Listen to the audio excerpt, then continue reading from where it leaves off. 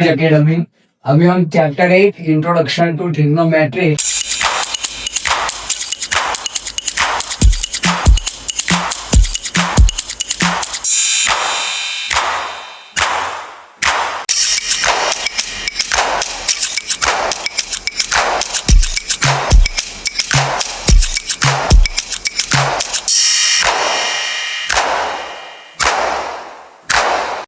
करने जा रहे हैं और आप सबके लिए ये टोटली नया चैप्टर है।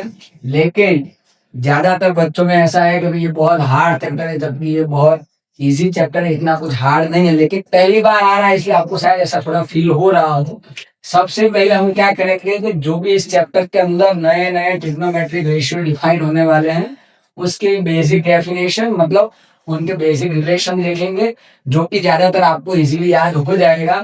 तो समझ लीजिए कि हमारे पास एक राइट एंगल ट्रायंगल है और ये राइट एंगल है बी के ऊपर ए बी सी ट्रायंगल है।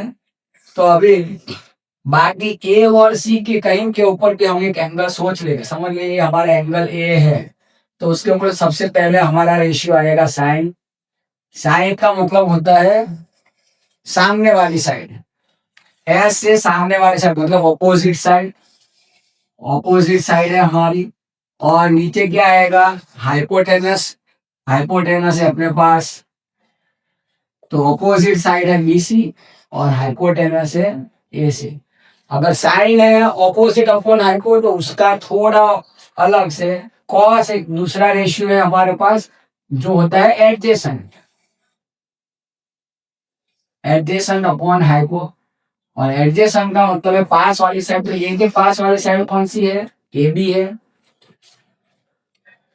और हाइपो है एसी। तो इससे हमको पता चलेगा, देखो एंगल के हिसाब से हमको देखना है कि ए की ऑपोजिट साइड कौन सी है, बी सी है। अगर यहीं पर हम एंगल सी ले लें, समझ लीजिए साइन सी ले लेते तो सी की ऑपोजिट साइड होती है ए बी, तो फिर ए बी अपॉन ए सी। तो हमारे पास दो साइड का सिलेक्शन है, हाइपोटेनस तो फिक्स ही है, ए सी है। तो उसके हिसाब से हम याद करेंगे कि कौन सी ऑपोजिट साइड है और कौन सी एडजेसेंट साइड है। वो एंगल के हिसाब से डिसाइड होती है। कभी कभी वो बुक में इसी एंगल के पास में हम थीटा लिख सकते हैं। तो theta is nothing but one kind of एक ग्रीक लेटर है। थीटा बीटा गामा ऐसा कोई भी लेटर आ सकता है, एक्स भी आ सकता है। तो उससे हमको डरना नहीं है। थीटा है मतलब ए के पास एंगल बनाया हुआ है, तो ऑपोजिट साइड लेनी है बीसी और हाइपो लेना है ए। अभी इन दोनों का रेशियो मतलब tan है, tan ये है। तो tan का मतलब होता है साइन ए अपॉन कॉस है। तो साइन ए अपॉन कॉस है, तो साइन है हमारे पास ऑपोजिट अपॉन हाइपो, कॉस है एडजेसेंट अपॉन हाइपो। तो हाइपो हाइपो कैंसिल हो जाएगा, तो हम क्या बोलेंगे ऑपोजिट अपॉन एडजेसेंट।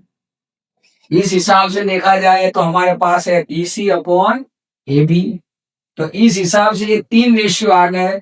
तो ज्यादा रेशियो याद करने की जरूरत नहीं है। साइन कॉस और टेन आ गए, तो बाकी के तीन रेशियो है हमारे पास cosec, sec and cot. Total 6 ratio आपको पढ़ना है। तो कॉसेक है वो रेसिप्रोकल ऑफ साइन है, कॉस है सेक है वो रेसिप्रोकल ऑफ कॉस है, एंड कॉट है वो रेसिप्रोकल ऑफ टेन है। मतलब जो भी हमारे पास यहाँ पर वैल्यू आई है उसका रेसिप्रोकल ले लेना है। तो हम यहाँ पे देखेंगे बीसी अपॉन एसी था तो एसी अपॉन बीसी हो जाएगा, ये ए बी अपॉन एसी था तो एसी अपॉन ए बी हो जाएगा, और ये ए बी अपॉन बीसी हो जाएगा। मतलब hypo upon opposite, hypo upon adjacent and adjacent upon opposite. इस हिसाब से 6 रेशियो की फॉर्मूला है। ज्यादा डिटेल में जाना नहीं है क्योंकि सिर्फ याद ही रखना है और कुछ करना नहीं है। एज अ स्टूडेंट हमको ये रेशियो याद करके फॉर्मूला में यूज करना है। तो ज्यादा अंदर डिटेल में जाने की जरूरत नहीं है। अलग अलग तरीके से कोई इसको क्या बोलते हैं, base perpendicular and hypo B P H ऐसे भी याद करवाते हैं। आप कैसे भी याद करो, याद होना चाहिए। Thank you.